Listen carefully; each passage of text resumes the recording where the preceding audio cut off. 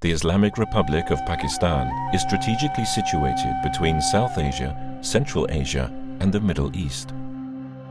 With a 650-mile coastline along the Arabian Sea and the Gulf of Oman in the south, the country is bordered by Afghanistan and Iran in the west, India in the east, and China in the far northeast. Over the centuries, a series of divergent cultures, the Persian, Islamic, Mauryan, Mongol, Mughal, Sikh, and the British have subjugated Pakistan. In 1947, the country finally gained independence from the British Empire after a struggle that sought sovereign states for the Muslim-majority populations of the eastern and western regions of British India. Today it is a federal parliamentary republic consisting of 4 provinces and 4 federal territories. With over 170 million people and over 60 different languages spoken, it is the 6th most populous country in the world and has the 2nd largest Muslim population after Indonesia. Although its economy is semi-industrialized, about 20% of the population live below the international poverty line of $1.25 a day, and the majority are still dependent on living off the land. Since independence, Pakistan's history has been characterized by periods of military rule, political instability, and conflicts with neighboring India. The enduring Afghan situation has also had a serious destabilizing effect. The country faces many challenges, including poverty, illiteracy, and terrorism. But despite these tribulations, not all is doom and gloom. The Torgar, or Black Mountain Range, is situated in northeastern Balochistan, near the border of Afghanistan. Approximately 55 miles long and 15 miles wide, the mountain range is formed of rugged sandstone. Its northern boundary is the Kundar River Valley, whilst the Kaisor Valley forms its southern boundary. The climate in the region is semi-arid.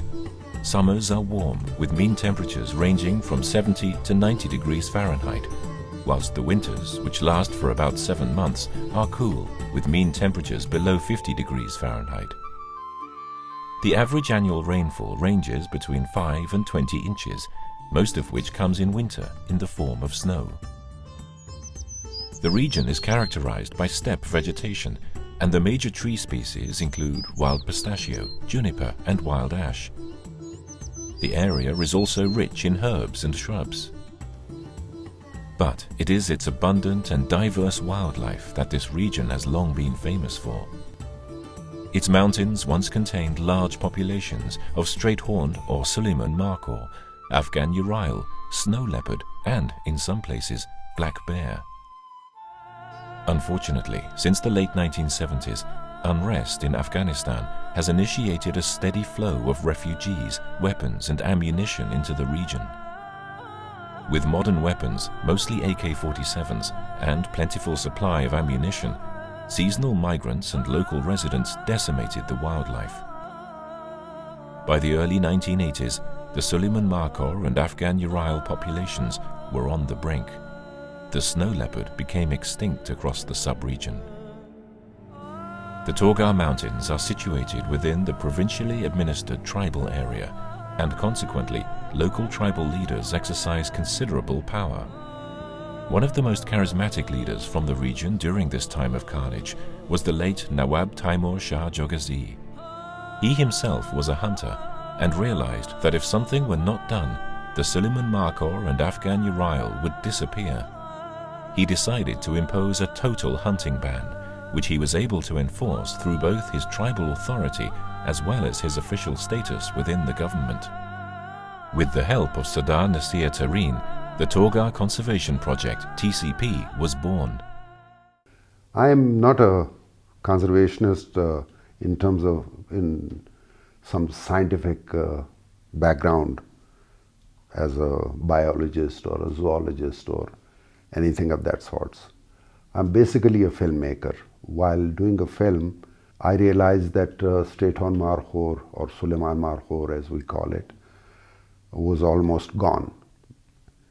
So with this idea, I approached the US Fish and Wildlife There was a gentleman in charge at that time, Mr. Deferred, and asked him if he could help the government of Balochistan and Pakistan with conserving this species that was almost gone.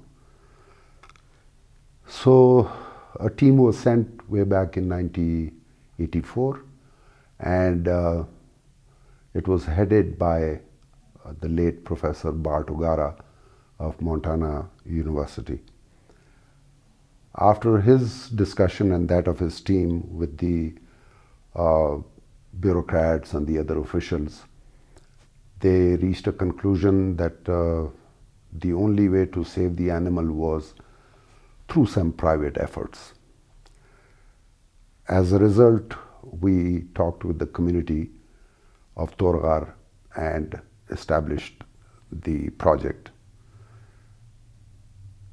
The help extended to us was through the US Fish and Wildlife. They sent the biologists who did the surveys. They gave us the idea of how to start this sustainable use conservation project. And we started this in November of 1985. At that time, the animal population, the Markhor, was less than 100. Of that of Orial was probably slightly more.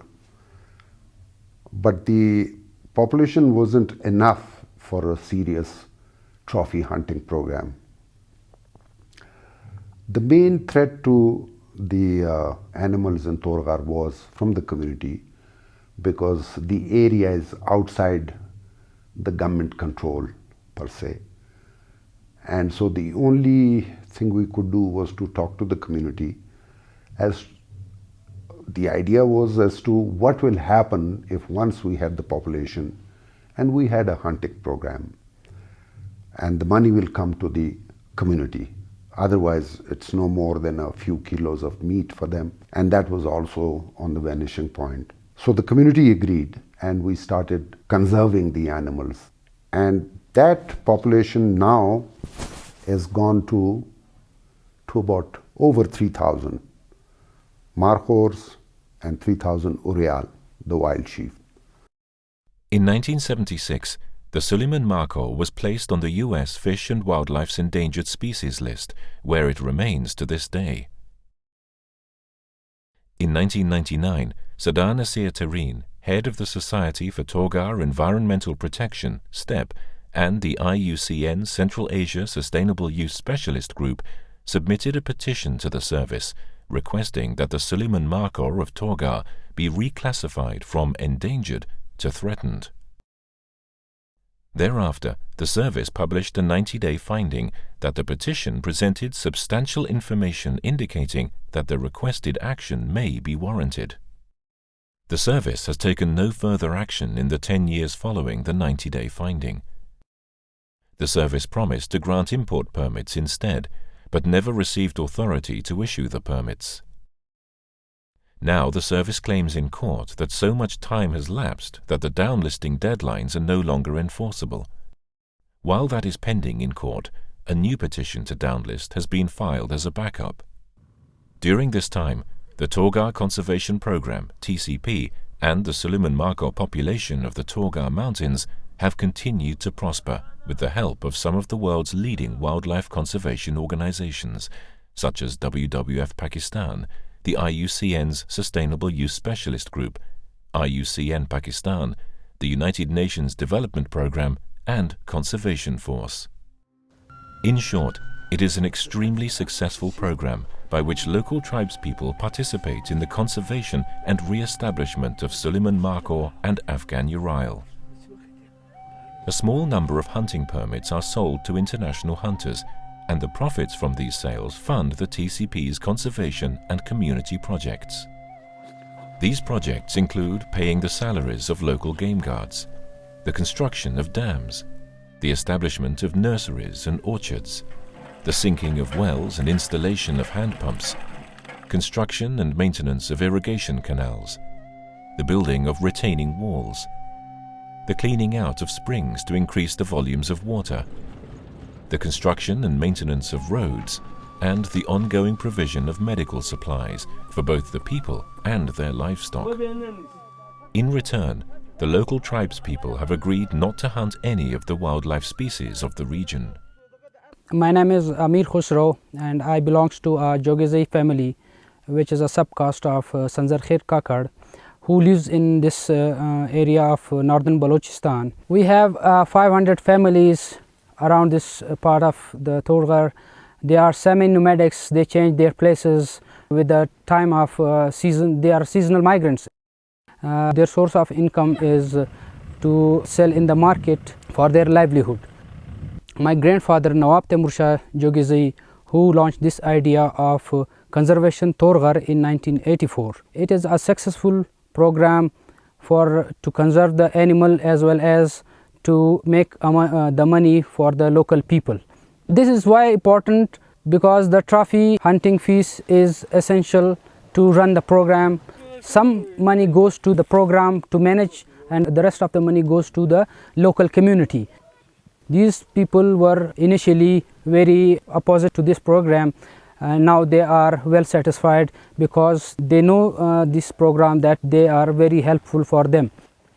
So this is a blessing or in disguise that the wild sheep is earning money for them.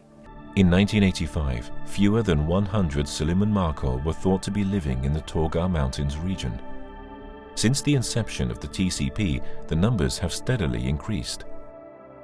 In 1994, a study revealed that the number of Markhor had climbed to almost 700. Surveys in 1997 and 1999 showed populations of 1,298 and 1,694 respectively. By 2004, the Zoological Survey of Pakistan revealed that the Markhor population had grown to approximately 2,500. At the time of the most recent survey, November 2008, the number had burgeoned to over 3,100. Most of our, nearly 99% of our surveys are conducted by the American biologists.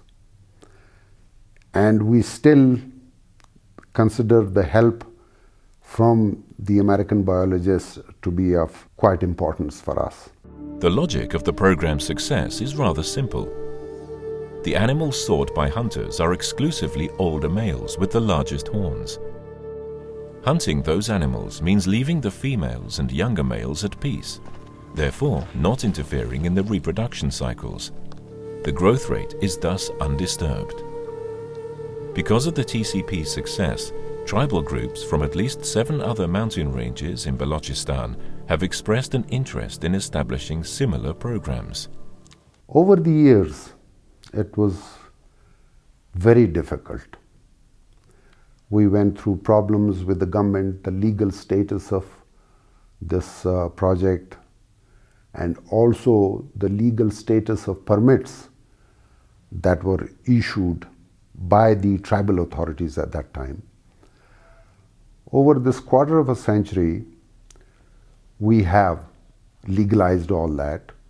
The CITES has granted us special permits for the Markhor hunts, and our income is pretty satisfactory.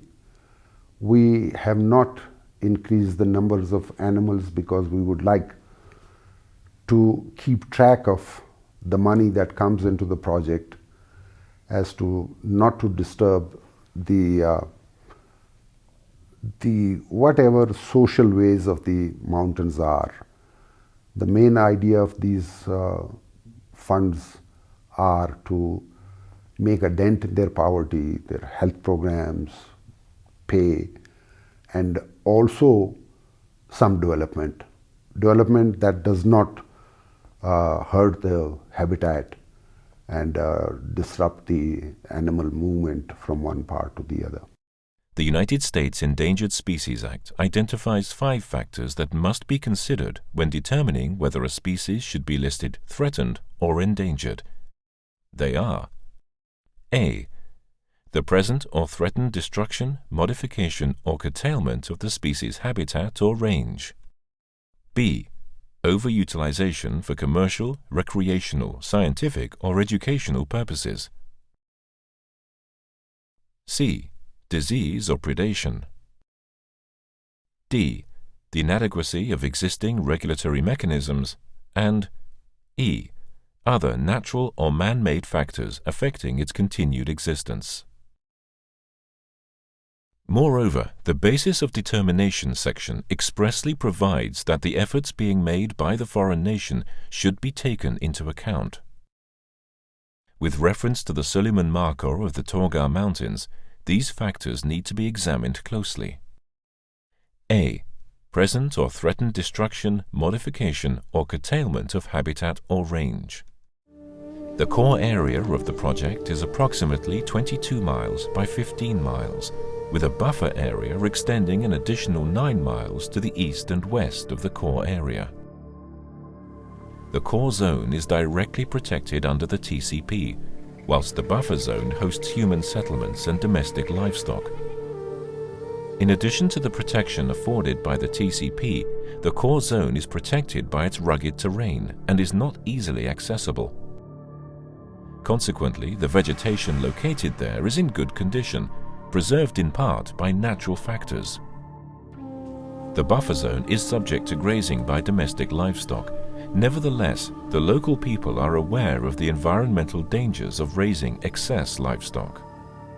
Agriculture is viewed as an alternative to animal husbandry and a means by which grazing pressure and livestock-wildlife interactions can be reduced.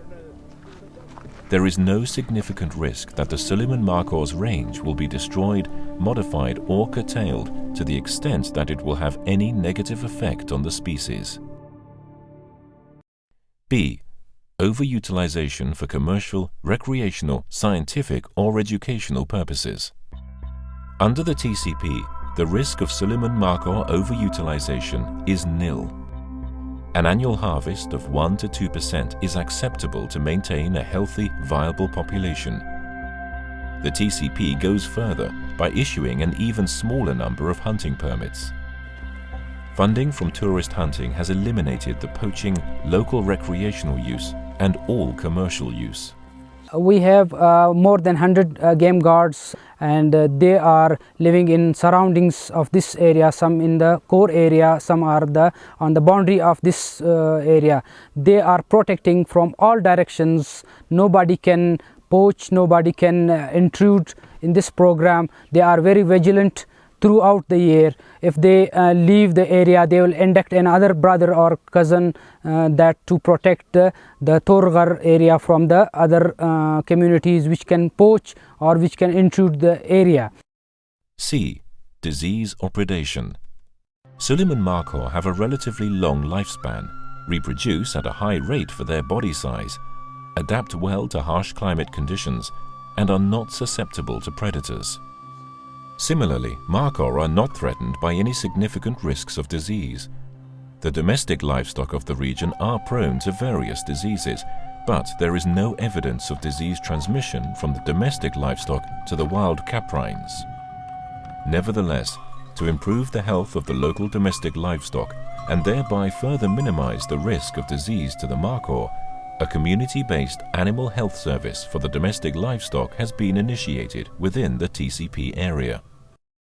D. Inadequacy of existing regulatory mechanisms. 1. Local regulations. The U.S. Fish and Wildlife Service has acknowledged the TCP as an example of a well-managed conservation program that limits removal from the wild and further promotes and advances the conservation of the species. The Endangered Species Act mandates that conservation programs of foreign countries should be recognized when based on sound science. Since the service cannot develop recovery plans for foreign species, priorities for listing or delisting must by necessity take into account the conservation programs of other countries in determining which actions are of higher priority. There are no other viable consumptive uses for Markhor and Urial that provide the same economic return per animal harvested. The irony is that America, the US Fish and Wildlife, who really made the initial efforts in establishing the Torgar Conservation Project. But the Americans are not allowed to come and hunt with a CITES permit. And that is the part where we feel sort of depressed. D. Inadequacy of existing regulatory mechanisms. 2. International regulations. The trade of Suleiman Markhor is strictly regulated by the Convention on International Trade in Endangered Species of Wild Fauna and Flora, CITES. The species is listed on CITES Appendix 1, and therefore it is protected by the most stringent regulations. It is important to note that the U.S. Endangered Species Act was enacted to take such steps as may be necessary to achieve the purposes of CITES. CITES Resolution 9.21 and Resolution 2.11 governing quotas expressly provides that the quota should be accepted by importing nations as a non-detriment finding made by the conference, and that the biological non-detriment finding by the management authority in the country of origin should be favored by importing nations. Adoption by the parties of a quota for export of an Appendix 1 species normally constitutes assurance to the exporting country that exports within the established quota will be accepted by importing countries. The laws of Pakistan, TCP hunting regulations, and the CITES quota and non-detriment determination are more than adequate to protect the Suleiman Markhor. E. Other natural or man-made factors affecting the Suleiman Markhor's continued existence. One major hurdle stands in the way of the Suleiman Markhor's continued success: its listing as endangered in the United States, the world's largest conservation hunting market. As things stand at the moment, the only way for an American hunter to import a lawfully taken trophy is through the granting of an enhancement permit. Although the service has recognized the need to and stated its intent to issue such permits, it has not. A legal web has been spun that makes import of these trophies unnecessarily complex and, to date, impossible, and the service has acknowledged this fact. The principal aim of the Endangered Species Act is to return listed species to a point at which protection under the Act is no longer required. There is no dearth of hunters from Europe, but I think the American hunter should have the same right, since his government was at some stage involved in establishing the Torgar Conservation Project. We hope that the U.S. Fish and Wildlife will look seriously into this matter. The service has acknowledged that its listing of the Suleiman Markhor has hindered the TCP's conservation program, and that the program would benefit if U.S. hunters were allowed to import their trophies. Few American hunters are interested in hunting an animal of value if they cannot take the trophy home. This fact reduces the demand and keeps the price of hunting permits artificially low. Other species of Markhor, which are importable into the United States, command much higher hunting permit prices than the Suleiman Markhor. A Kashmir Markhor hunt can cost up to $150,000, generating 3 times the revenue amount. The Suleiman Markhor population of the Torgar Mountains has recovered. It is no longer endangered and should not be treated as such. It is the largest population in the world. In fact, failure to downlist this species could lead to the Markhor's return to endangerment. The Markhor, the TCP, and the local people need the United States cooperation in ensuring their continued success.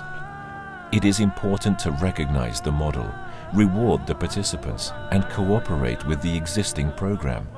Otherwise, the program cannot reach its potential and in fact becomes a negative model and a disincentive to all concerned. The downlisting would recognize the program, act as an incentive that would motivate others to restore species, and increase the revenue for the Markhor's enhanced conservation. When we first applied for downlisting of this species. That was in 1999. Since then, the Americans have not probably done any direct inquiry into the project because it has gone forward. The other subspecies of Markhor are allowed, but state-owned Markhor is not allowed to the American hunter. Whereas, from what we understand and what we believe, the population of state-owned Markhor is more than that of any other subspecies of the Markhors. And yet, it's for some reason or the other, because it was definitely, the population was absolutely depleted and the animal numbers were critically low. But in the quarter of a century, in this past quarter of a century, it is not that way anymore. It is more than that of the other subspecies of the same animal in the rest of the world. So our request is for the US Fish and Wildlife, although they have been very sympathetic to us, is to take a serious look and even to make personal inquiries by sending another delegation probably to find out as to what the animal conditions are and how much as the community involvement is in Torgar. We'll be very grateful, and our association will stay online also. Reducing or eliminating trade in a species is a short-term conservation measure. Sustainable use is the long-term solution. The US Fish and Wildlife Service has long recognized that community-based sustainable use programs, like the Campfire program in Zimbabwe, are the long-term solutions. The hopes and aspirations of a people and their wildlife conservation efforts are being held to ransom for no apparent reason. It is quite clear that all of the necessary requirements of the Endangered Species Act to downlist the Suleiman Markhor of the Torgar Mountains from endangered to threatened have been fulfilled. Inshallah, we will have one day that the whole world will know about the Torghar conservation program as well as this community. These are the people who make this program successful, and these are the achievements, these are the stories which we can proudly to tell every citizen of the world that look, come to Torgar, look the endeavors we have taken. Now we are having many animals everywhere. Every time you can watch, you can climb to the mountain, you can watch many animals in many directions. These were the achievements of this society. We are proud of Torgar. We are committed to conserve this area. We are committed to, in the future, we will never let it down. At every cost, we are, inshallah, will be having a good future here.